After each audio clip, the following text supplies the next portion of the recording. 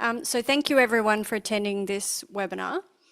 I'd like to introduce Anna Chenoweth, who's the Acting Commissioner, who's come from the Aged Care Quality and Safety Commission when we reached out following engagement with members over the last year about issues within aged care.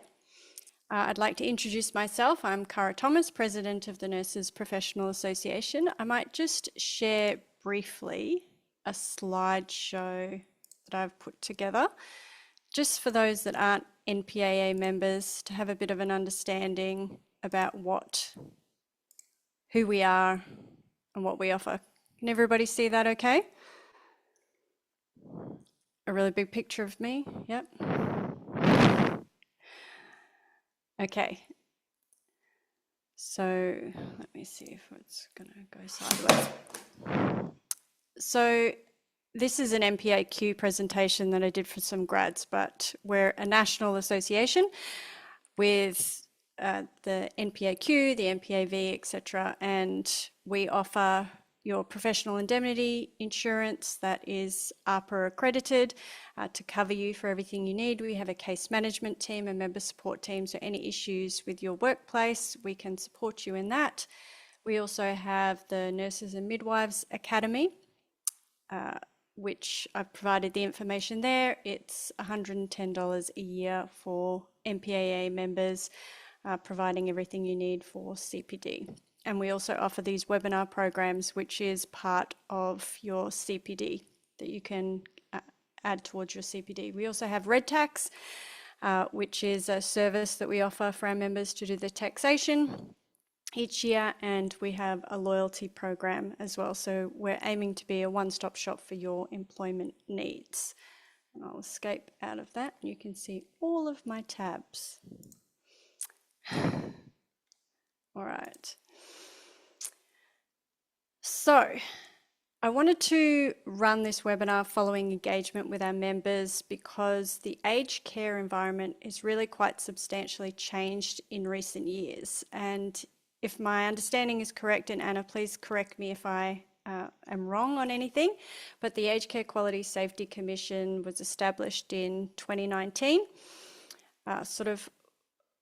consolidating two separate bodies, the Aged Care Quality Agency and the Aged Care Complaints, into a single regulator. It sort of came out of the Royal Commission into aged care. And then we had the changes to the Aged Care Act that came in November last year, and this sort of changed the framework and some of the enforcement, is my understanding.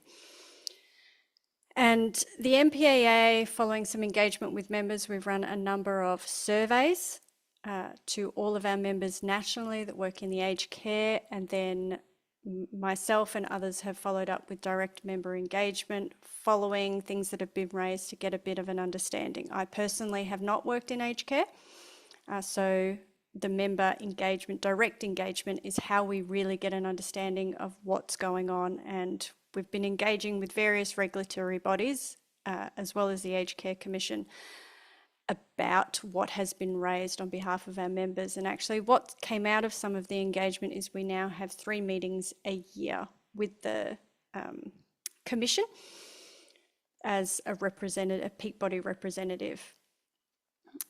So where I'm up to. So my recent survey, because we had a meeting on the 31st of March with the Commission, so we ran a survey earlier and did follow up, and some of the things that came out of that, which were really quite upsetting, was there seems to be a lot of exploitation of some of the aged care workers, particularly international aged care workers. So we have done some further work, and that is sort of ongoing work that we're doing with regulators, as well as the surveys have shown up the workload that seems to be going on with nurses, with some saying they have up to 114 residents in a single shift.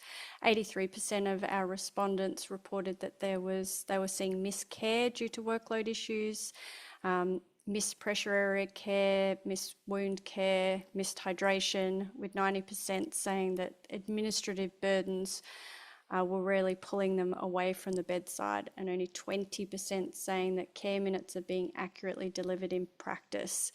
and they were finding a bit of a devaluation and underutilisation of enrolled nurses.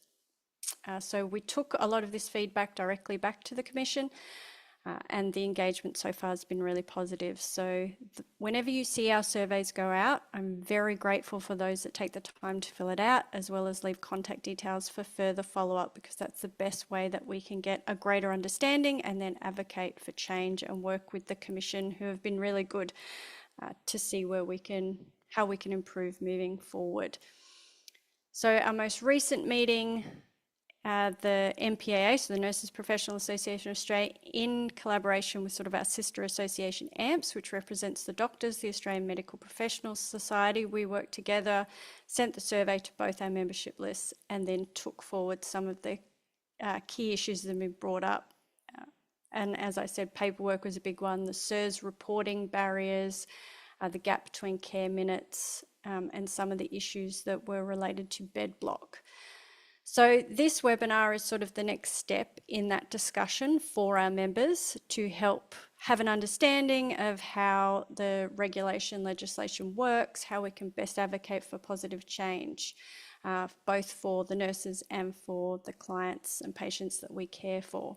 So today we have Anna Chenoweth, who is a registered nurse and the Acting Director of the Clinical Complaints Project at the Aged Care Quality and Safety Commission. Anna brings extensive clinical experience and specialist expertise in complaints management, and she's passionate about strengthening the system that protects both staff and the people in their care.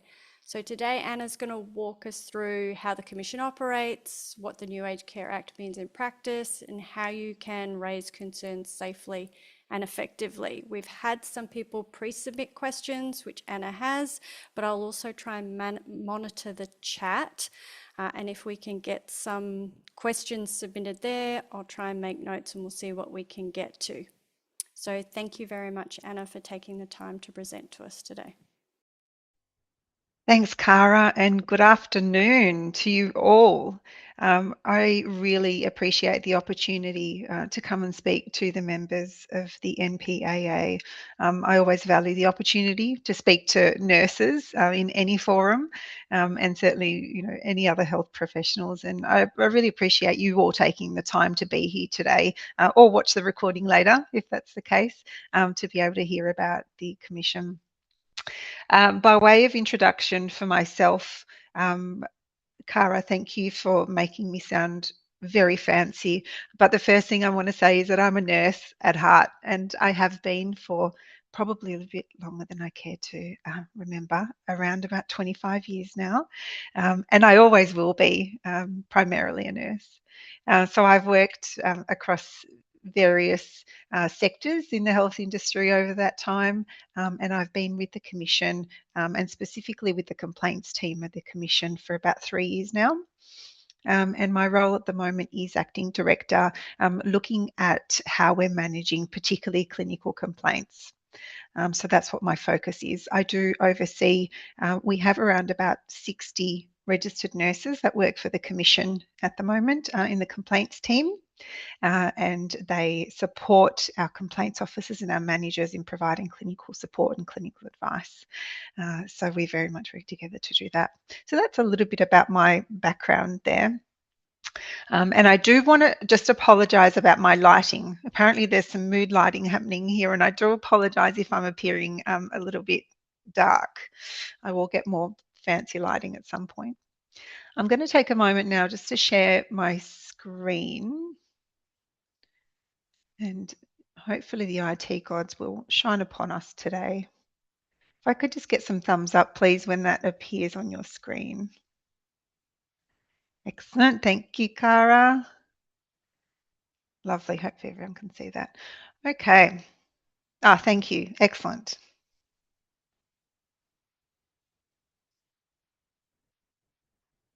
All right, so I do want to formally kick off today's proceedings by acknowledging and paying my respects to the traditional custodians of the land on which we're all coming from today and their ongoing connection to land, sea and community. For me, this is the beautiful lands of the Whadjuk Noongar people, which is in Perth. That's where I'm located, where I'm so fortunate to live, and work and have raised my children on. I pay my respects to elders past, present and emerging, and I extend this to any First Nations people present today. All right, so today I thought it would be helpful to take you through what the role of the Aged Care Quality and Safety Commission is, including what role we play in the sector and certainly for older people receiving aged care. We'll take a brief look at the transition to the Aged Care Act 2024, which has certainly had a pretty significant impact on the sector, I think we can all agree, and will continue to do so for quite some time. We'll also have a look at a couple of functions of the Commission, for example, the Serious Incident Response Scheme, or SIRS, and complaints. And importantly, I'd like to be able to convey how you as members of the sector workforce can engage with these functions if and when you need to. We'll also have a brief discussion around how the Commission uses this information to inform our regulatory work. Finally, we'll leave some formal time at the end for question time. And I'd very much encourage you to feel brave and empowered to ask any of those burning questions that you might already have or that might come up for you in the course of this session. I'll certainly do my best to answer your questions, including the pre-submitted ones, and thank you to those who have taken the time to do that. And if there's anything that I can't answer today, I'll definitely commit to taking those on notice and will respond after the session in writing to the NPAA team, who can then pass this information on. I'd very much also encourage engagement throughout the session, so please do use the chat function to pop anything in there, just so you don't forget and have to keep it to the very end. If anybody's got any questions, please feel free to raise your hand, and certainly happy to take questions, comments as we go along.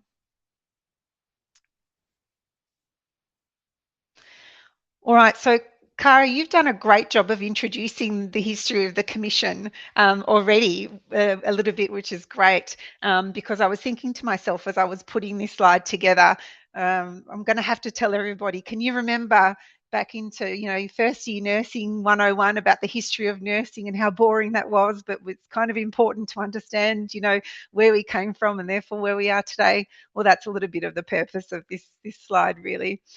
So I will try and make it as engaging and interesting for you as possible, but I just wanted to give you a bit of an understanding where the Commission came from, and how we have developed into the organisation that we are today. So just very briefly, in 2017, there was a review of the national aged care quality regulatory processes, which identified the need for better support and regulation, and really ultimately the need for major reform of the sector. Some of you might recall that this occurred because of something called the Oakden case. I'm not going to go into that today, but really interesting thing to do some reading on, because that really sort of made the basis for this significant change in the sector. So the Oakden case. The review report provided 10 recommendations for action. And the first of this was to establish an independent aged care and safety commission to really centralise accreditation, compliance and complaints handling. So that's when the idea of the commission was sort of first born. After this, in the next year, in 2018, we know that there was the Royal Commission, the Great Royal Commission into Aged Care, which looked at quality and safety in the sector. In November of that year, legislation was formally passed through Parliament to really establish the nation's first independent Aged Care Quality and Safety Commission, which is who we are today. So that happened quite quickly after the legislation passed, and on the 1st of January 2019, the Commission was formally put together.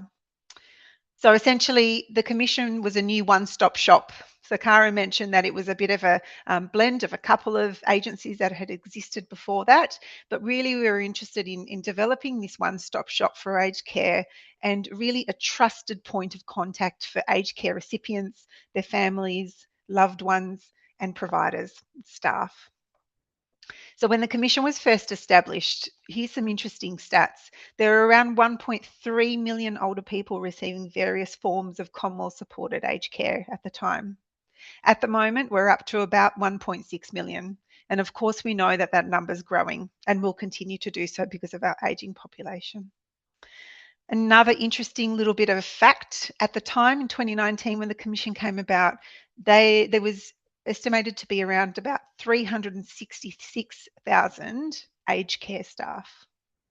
We're now almost double that, certainly well over 500,000, and we hope that will continue to rise.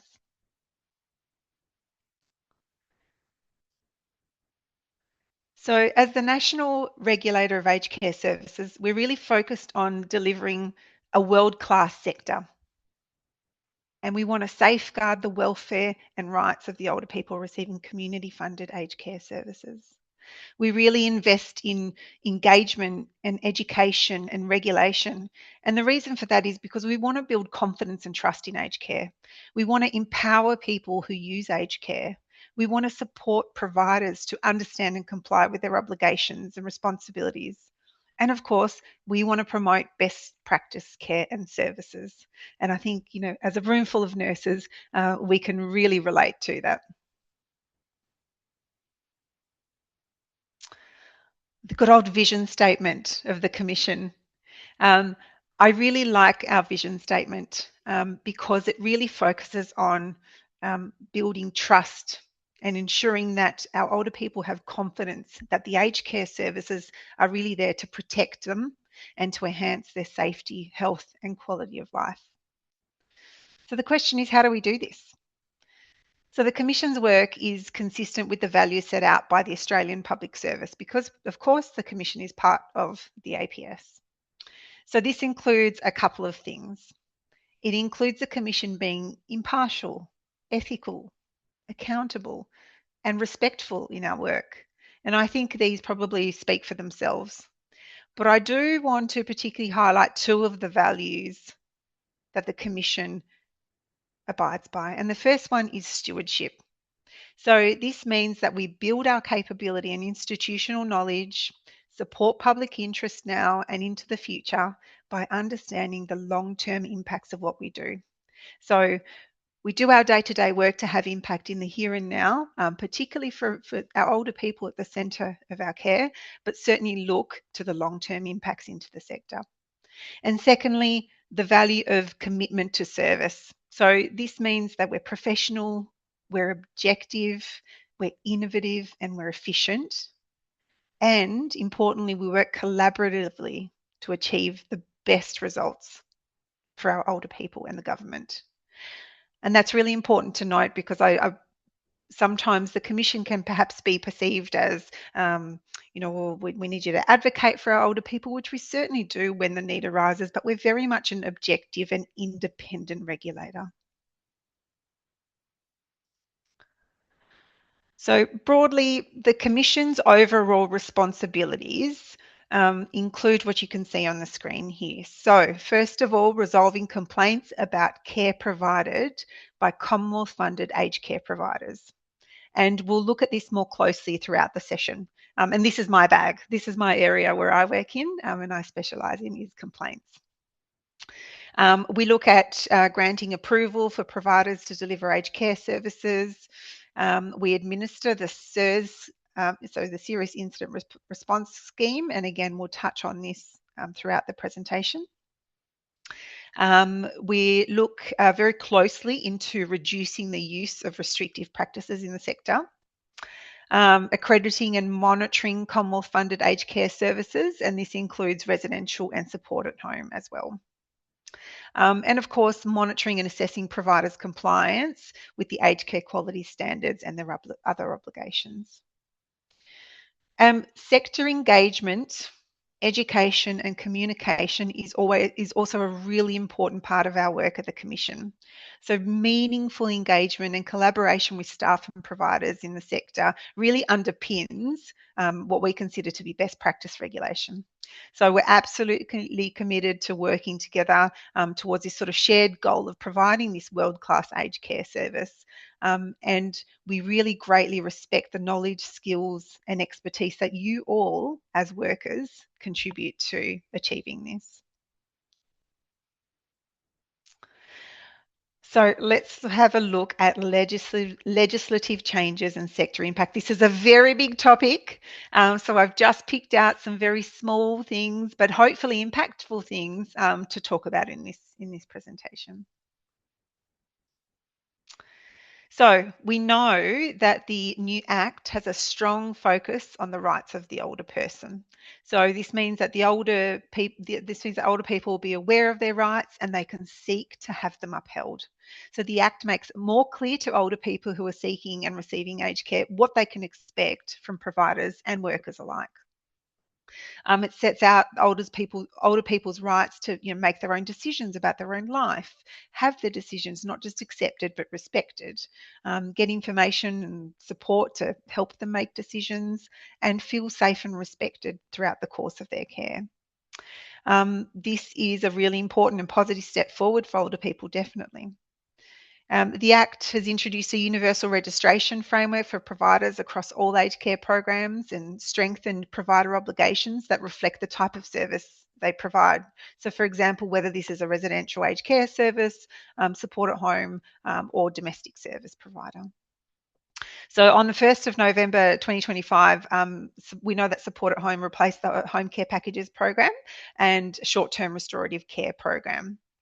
And certainly the focus was to create a more equitable system. I know there's been lots in the media about support at home, and I'm not going to touch that today. Lastly, so the Act provides strengthened oversight and accountability through the implementation of the strengthened standards, which outline what quality and safe aged care services should look like. So let's have a very quick look at this. So I'm sure this illustration looks familiar to you all. So these are the new strengthened aged care quality standards. And the purpose for these is to make sure that older people receiving quality care and that is safe, that it meets their needs and preferences, and it upholds their rights. So the changes came out of the findings of the Royal Commission, which passed a number of recommendations and specifically around the quality standards and how they could be improved in multiple areas. So they recognise a need for improvement in areas such as dementia care, supporting diversity, provider governance, food and nutrition, and definitely clinical care as well. We can see that the strengthened standards focus on a rights-based approach, and we can see that there's lots of I and my statements underpinning each one, and having the individual at the centre for that reason.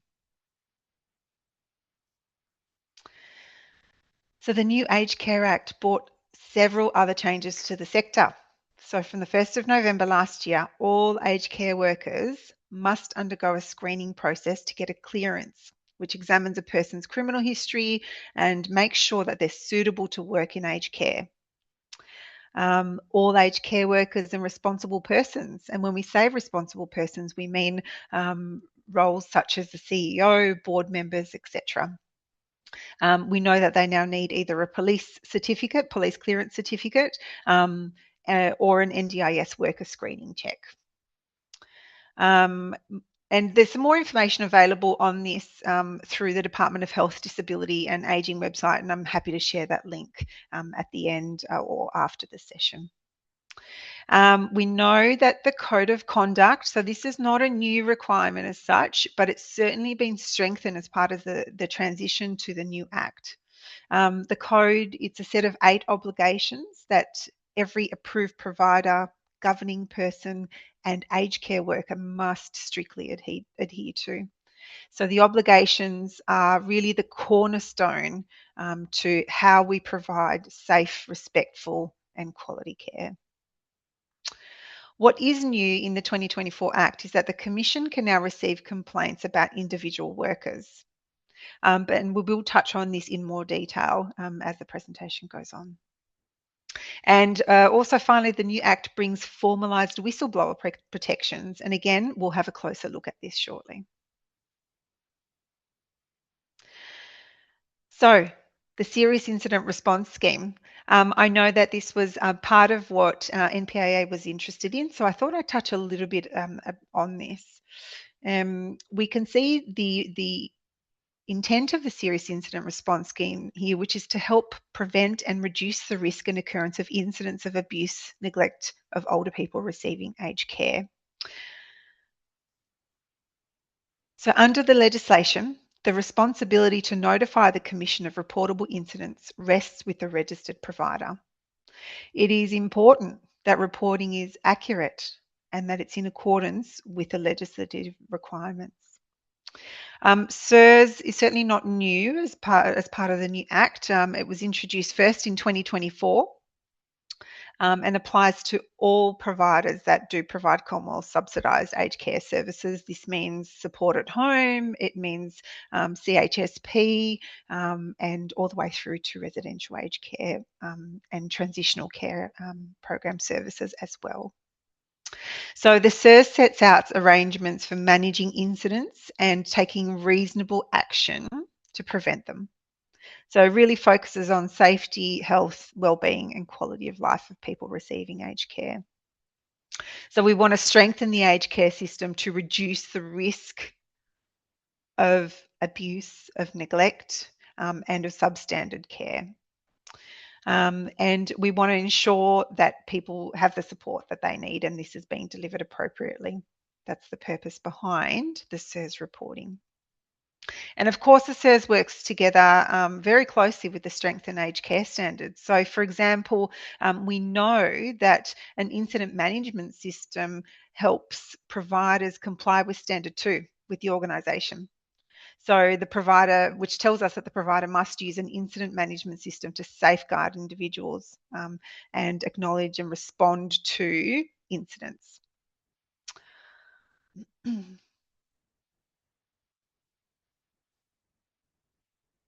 So to understand the reporting obligations in relation to an incident, we have some really great information on the Commission's website, and we've got one particular tool that is very, very helpful, and that is a SIRS decision support tool. And this is available to anyone on our website. So this takes you through some decision making about what circumstances a SIRS is required to be reported under. So with SIRS, there are 8 reportable incident categories that you can see on your screen there, ranging from unreasonable use of force to unexplained absences. So the provider is required to tell us about all reportable incidents under all of those headings. And this includes perhaps suspected or alleged incidents. Even if you can't confirm the incident but you suspect it, we'd want to hear about it. Any incidents that are under investigation, for example, whether it's an internal investigation or police investigation, we require reporting of that. Any incidents involving people using aged care who don't want to report the incident, we still require providers to do so. And certainly involving care recipients with cognitive impairment as well. We can see that incidents are categorised in 2 categories. So first of all, we've got the priority 1 incidents, and these must be reported within 24 hours of the person reporting becoming aware of the incident. So not necessarily within 24 hours of it occurring, but certainly within 24 hours of a person becoming aware of the incident. And we've got some examples of priority 1 incidents, and this might be anything that really causes physical or psychological injury or discomfort that might need medical or psychological treatment. That's considered a priority 1. Certainly any unlawful sexual contact or inappropriate sexual conduct, this is also considered priority 1. Unexpected deaths, for example, unexplained absences of a person receiving care, they're all priority 1 incident examples. Priority 2 incidents must be reported within 30 days of the person becoming aware. So priority 1's within 24 hours, priority 2 within 30 days. And what is a priority 2 incident? Well, it's an incident that doesn't meet any of the priority 1 criteria, essentially. So anything other than that is considered a priority 2. I want to say that different providers will have differing arrangements in relation to the notification of CERS and who's responsible for submitting these. So in the first instance, I'd very much encourage you to follow the processes in place at your individual workplace. However, I do want to say that if a worker considers that a report provided to the Commission is perhaps incorrect, misleading, or that the provider has not reported an incident that you know that they should, that falls under that priority 1 or priority 2, this can be raised with the Commission. And the ways it can be raised with the Commission is through providing feedback or a complaint. And we'll go into this a little bit more in the coming slides. I do also want to point out that anyone who makes what we call a qualifying disclosure, so provides this information to the Commission, can choose to be anonymous, or you can choose to have your information remain confidential. And again, we'll look at this more closely shortly. And certainly, we're very much open to workers raising their concerns directly with a provider in the first instance, because of course, your management team and the providers are in the best place to be able to manage any concerns that you have.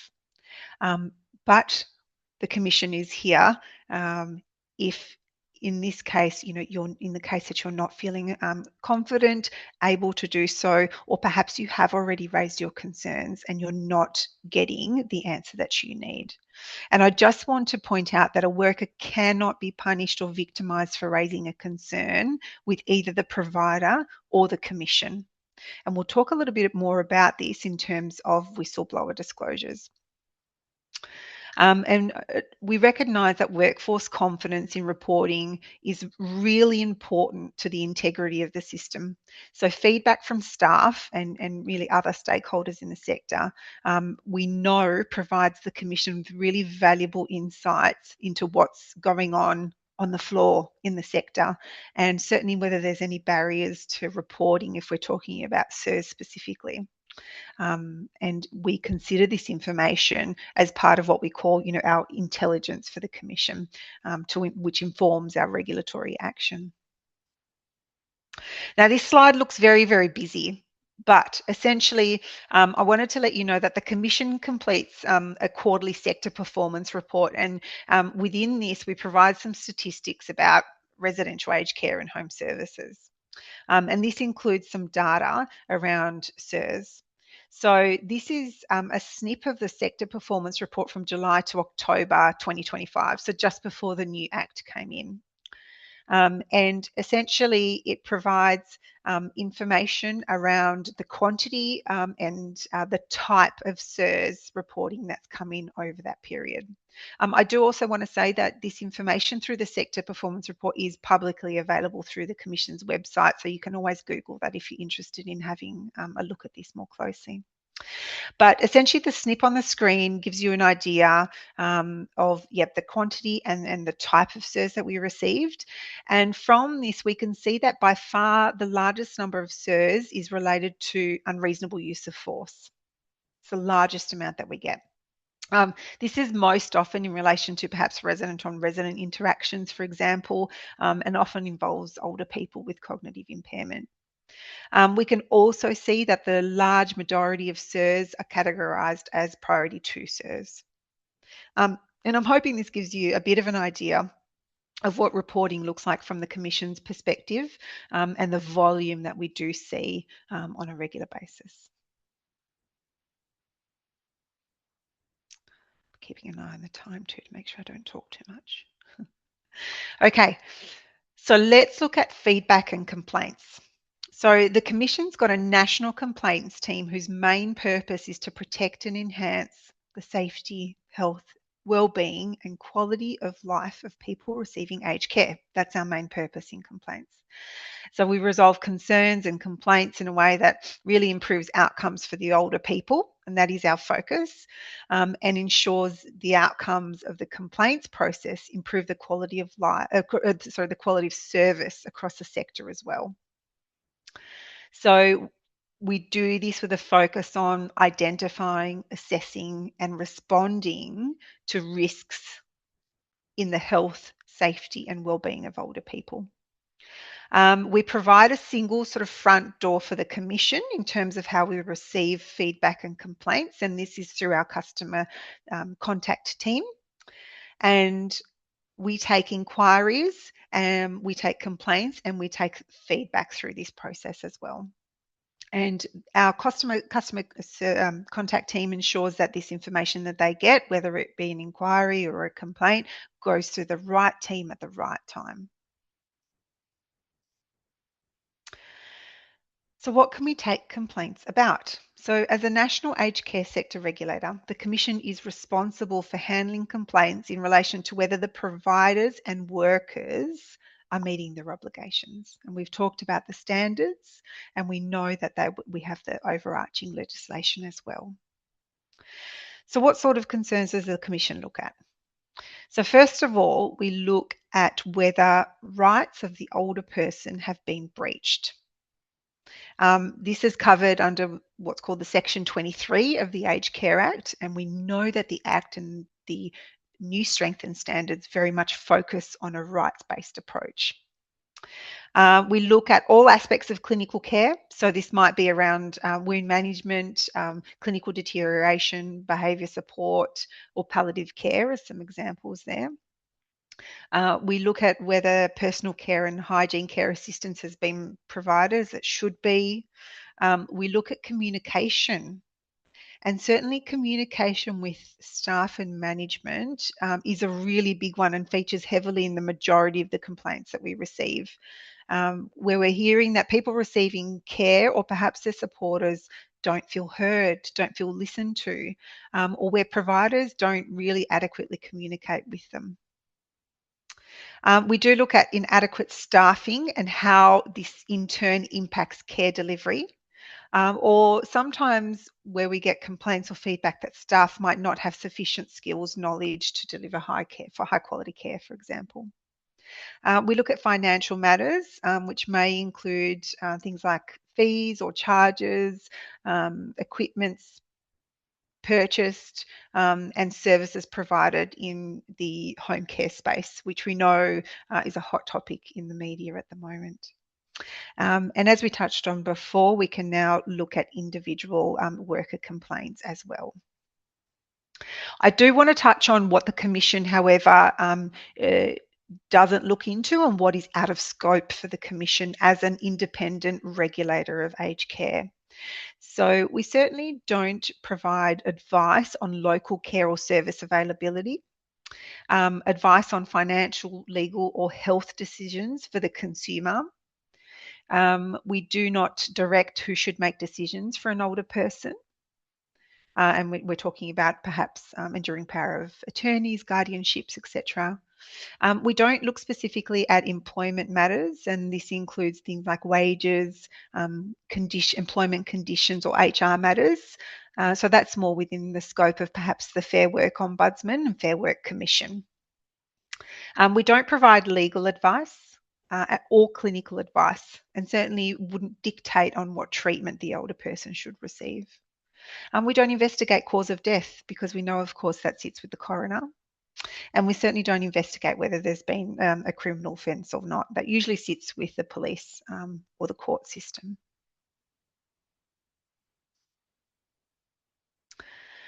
So on average, the Commission receives over 1,000 complaints per month nationally. And it's a fairly even split of supported home and residential care complaints. Over the last few months, however, we've had we've seen an increased volume of complaints coming in, and certainly over the last 2 or so months, we've hit a record from that perspective where we're seeing about 1,300 complaints per month coming in nationally. So referring back to the sector performance report that I talked about earlier, and this is a snip from that, we can see that the concerns that feature most often in complaints are around workforce, medication management, communication, and falls.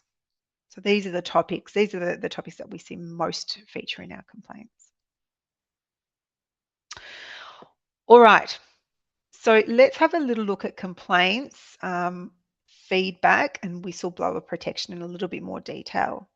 So anyone has the right to make a complaint about an aged care provider, worker, or responsible person. So we consider that complaints are a really important way to learn about issues of the sector, any wrongdoing in aged care, and certainly we know that complaints and feedback can improve the quality of care provided to individuals and all older people receiving care at a provider.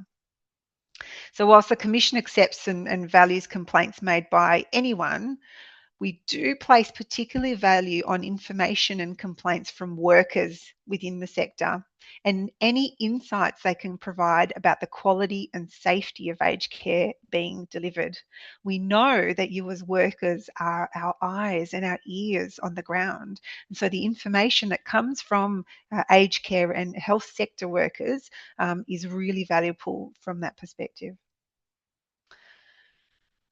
We know that if people don't share their concerns, we don't know about it. And if there's wrongdoing happening out there in the sector, we know that this might not be reported and therefore unnoticed, and therefore we can't do something about it. You can raise a complaint if you've got a concern about an aged care provider, if you've got a concern about a worker, or if you've got a concern about a responsible person. And of course, we talked about a responsible person briefly before, and that is the person who is responsible for or has significant influence over the services delivered. So, for example, board members or a director of nursing, perhaps.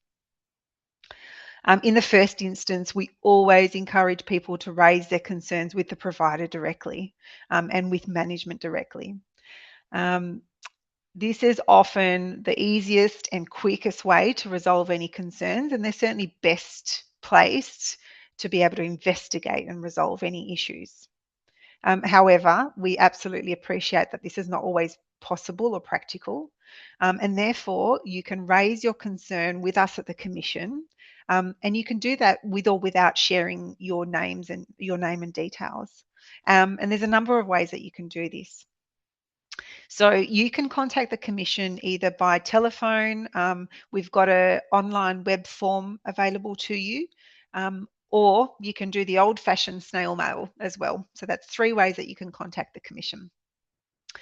We want to make the complaints process as easy and accessible for anyone who wishes to raise their concerns. When you contact us via any of the above methods, you've got 2 options. You can lodge a complaint or you can provide feedback. So I just want to talk to you about lodging a complaint first. So if you're making a complaint, you've got the option of raising, first of all, an anonymous complaint, a confidential complaint, or what we call an open complaint.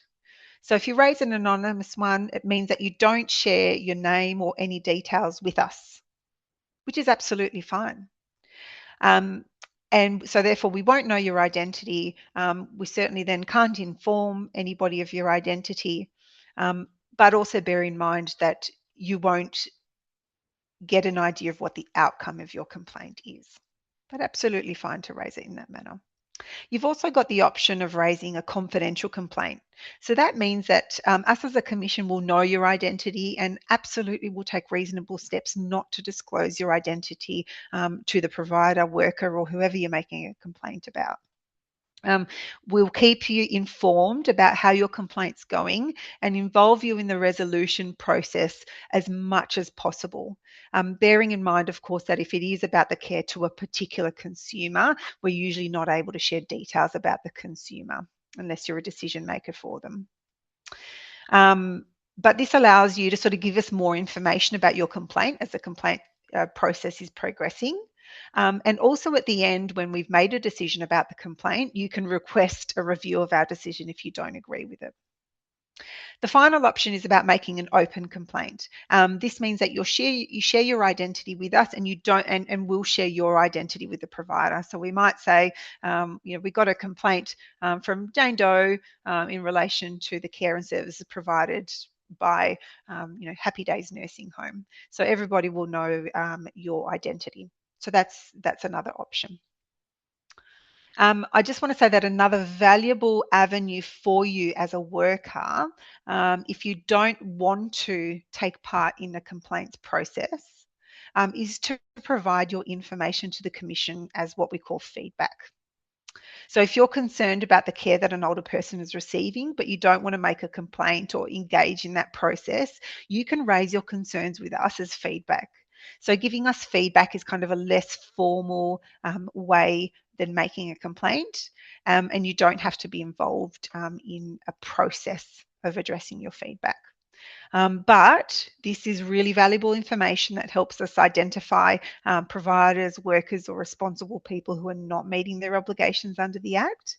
It helps us identify any trends or issues in the sector, and certainly helps us develop resources to educate and improve the sector, which is our overall aim at all times.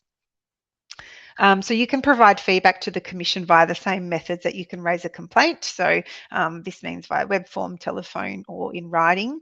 And you can do it either anonymously or non-anonymously, where you do provide us with your details. And both are absolutely fine. I wanted to, I'm just conscious of the time, so I'm going to move on to whistleblower protections here. So this is a really key part of the New Aged Care Act 2024.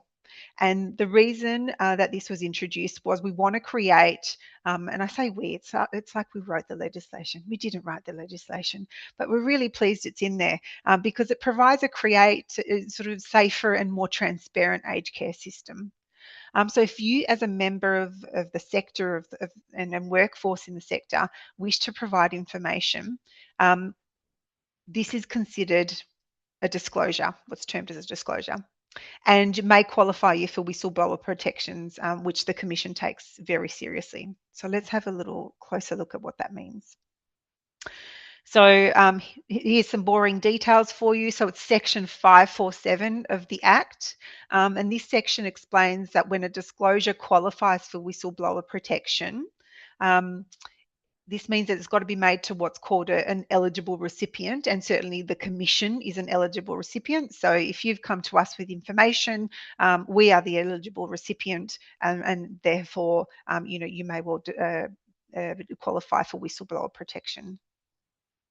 You can do it, as I said, in whether it's over the phone or in writing, whether it's via web form or snail mail, and it can also be done anonymously. And the person making the disclosure, so if you've come to the Commission, you must come to us having reasonable grounds to suspect that the information shows that part of the Aged Care Act wasn't complied with.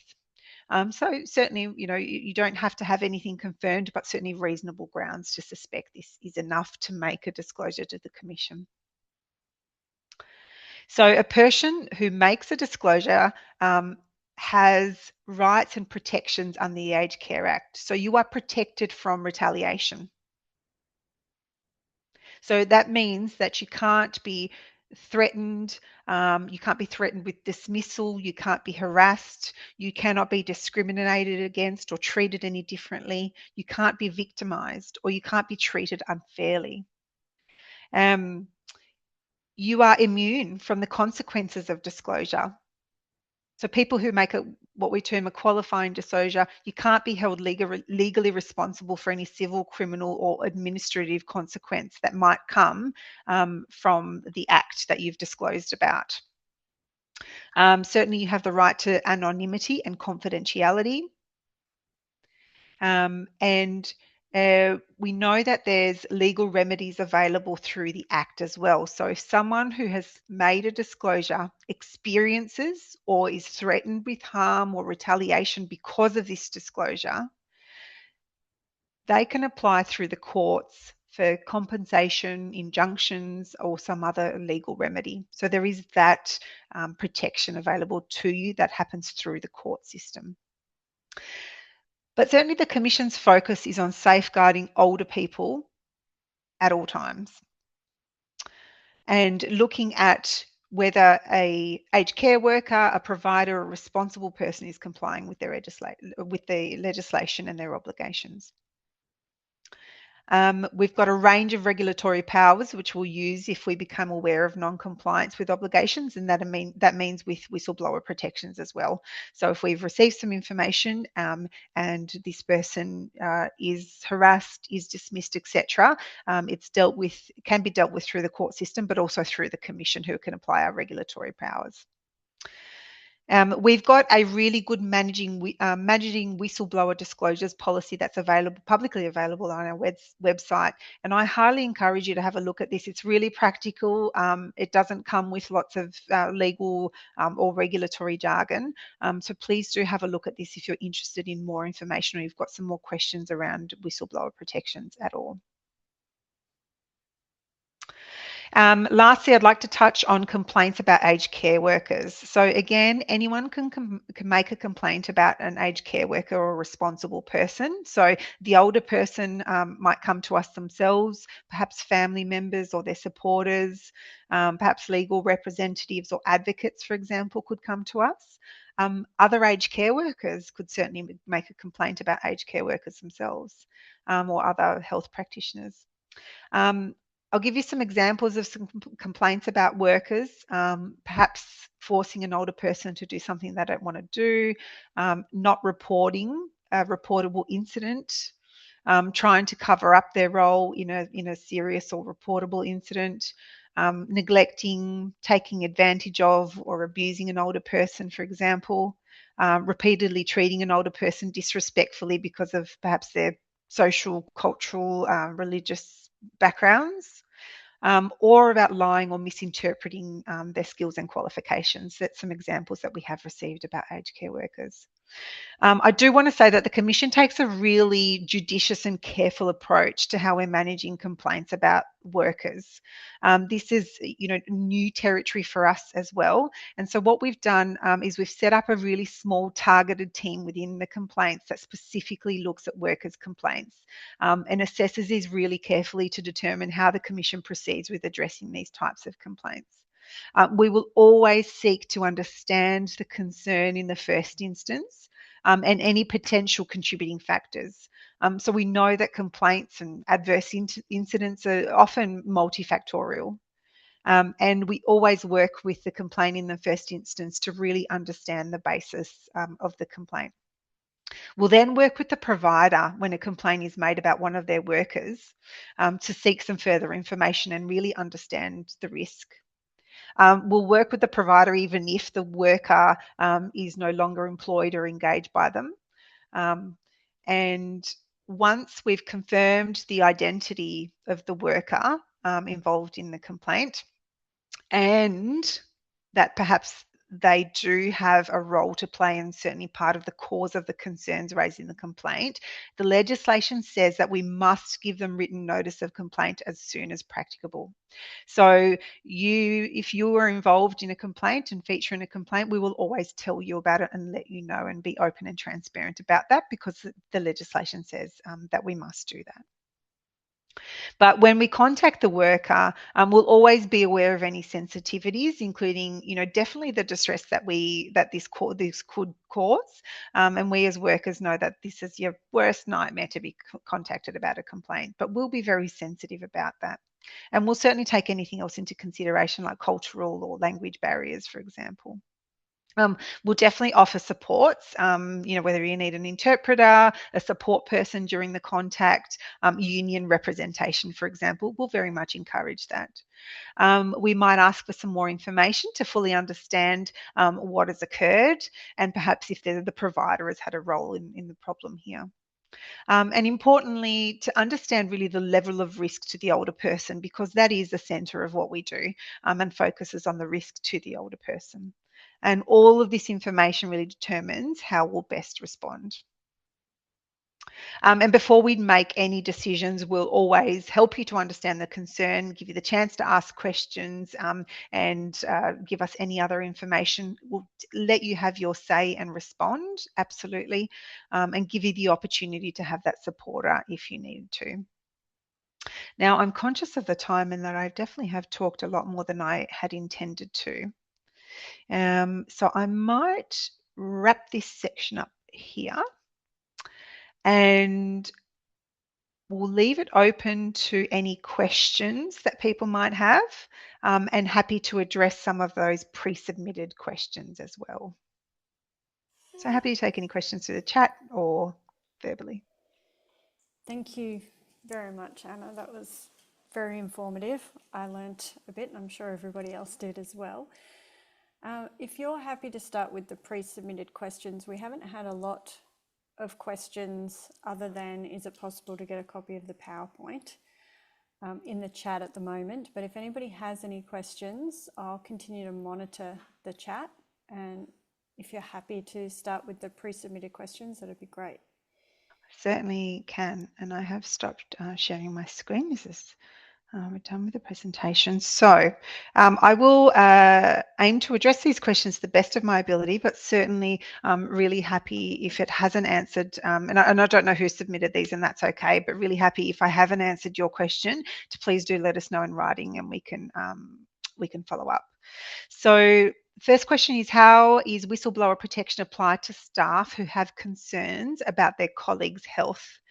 So I touched a little bit about on whistleblower protections. So if you've got a concern about the care that's being provided to an older person or older people at your workplace, and you're not able to resolve this with your provider, that you come to the Commission and provide us this information either through a complaint or through feedback. And we consider that to be a disclosure, and whistleblower protection would apply.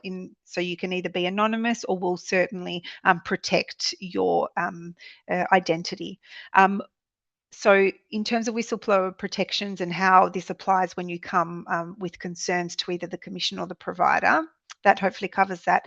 I wasn't entirely sure about the second part of the question when we said in terms of staff who have concerns about their colleagues' health. But certainly if the person who's lodged that complaint, if you're comfortable, you're welcome to pop any information in the chat, come up to have a chat, or provide some follow-up in writing afterwards, and I'm happy to address that more closely. The second pre-submitted question we had was about what can be done if concerns have not been acted on by management.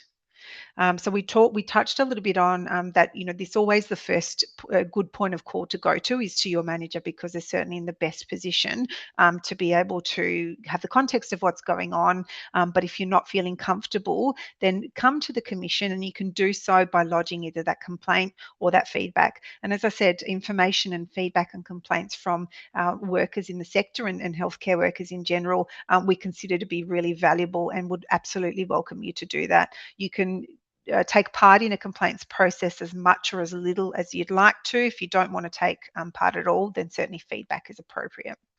But if in terms of if it is an employment matter, that's not something that the Commission can assist with, unfortunately. And so I'd encourage you to have a look into a couple of other agencies, such as the Fair Work Ombudsman and the Fair Work Commission.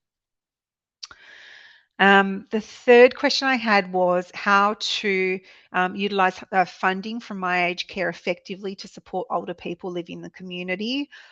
This is a very big question, and also, unfortunately, a question that I probably can't answer in view of the fact that this is led by the Department of Health and My Aged Care, and certainly the Commission is separate to this, where we are the regulator of the sector. I'm not going to be able to answer that question completely, but it's a good question to take to the department, absolutely.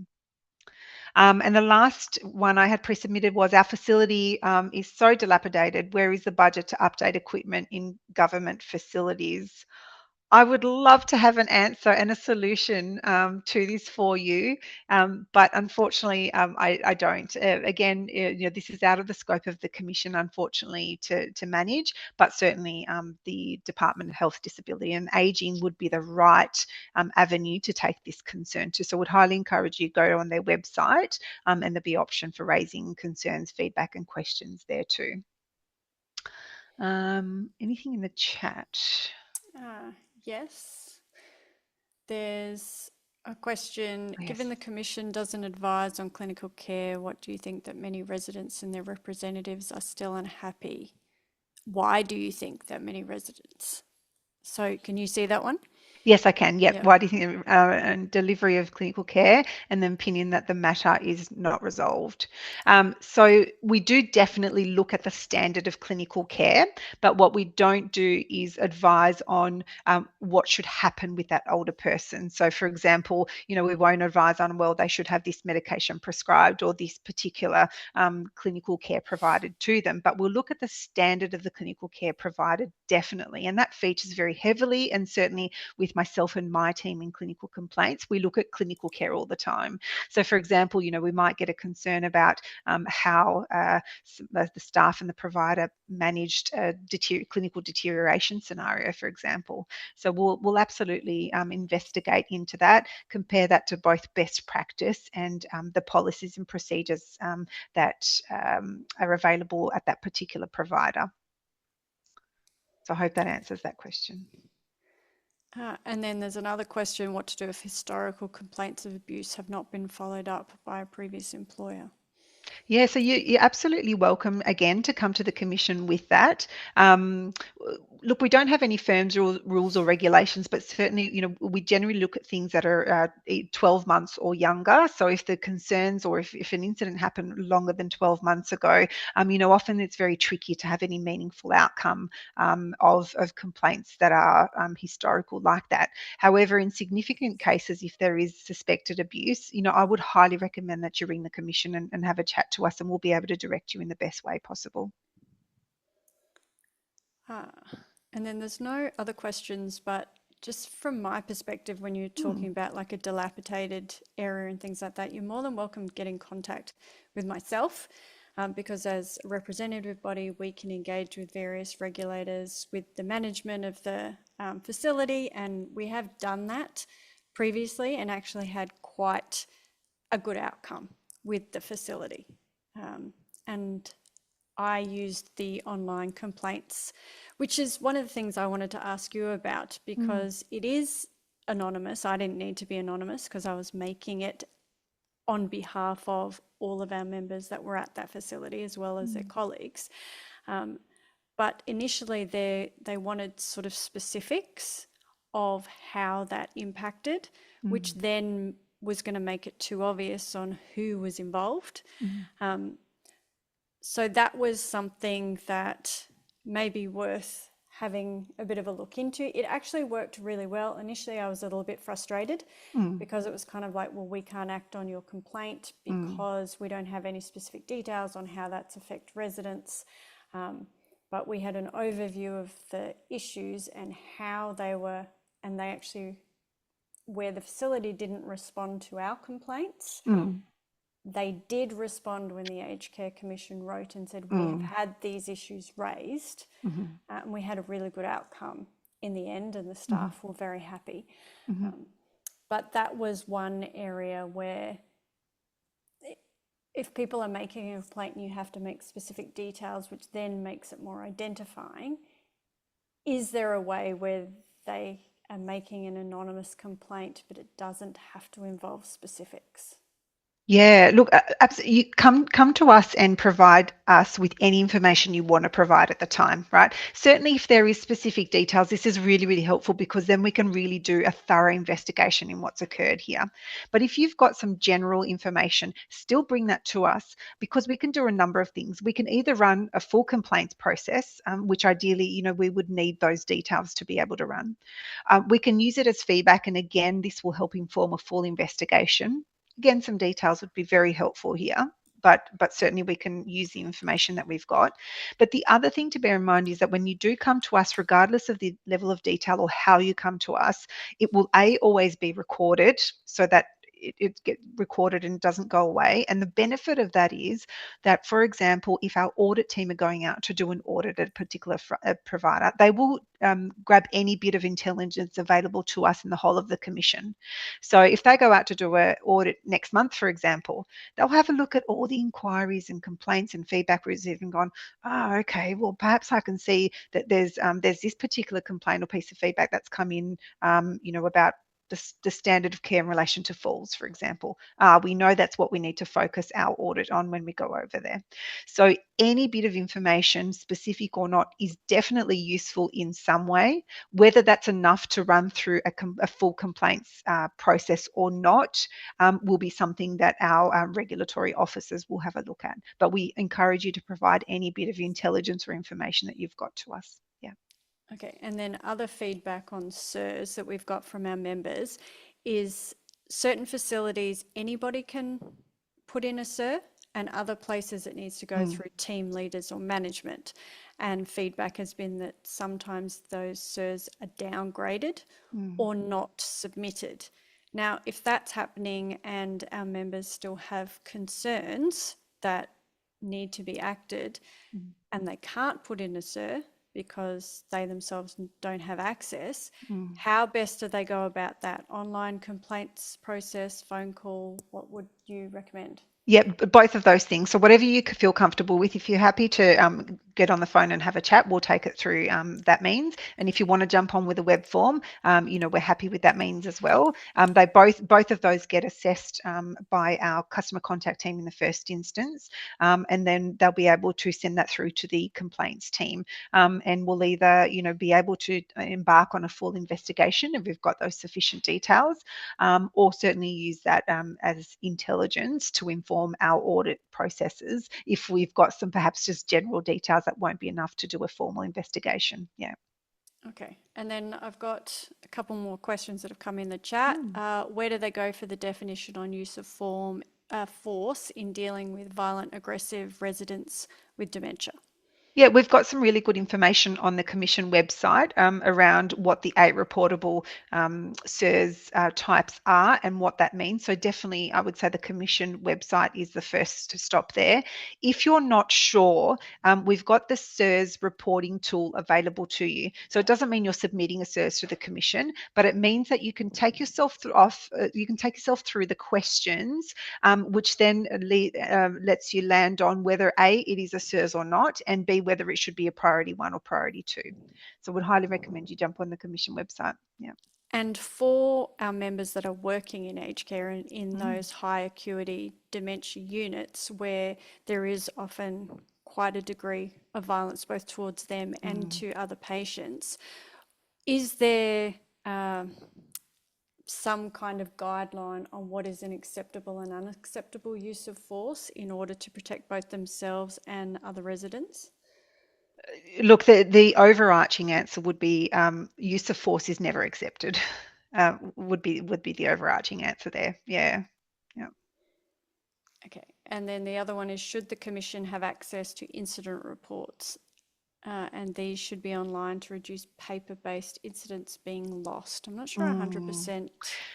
I suspect that perhaps speaks to the incident management systems at each individual provider. So each service or each provider or each facility is responsible for having their own individual incident management system. That is also part of the Strengthen Aged Care quality standards.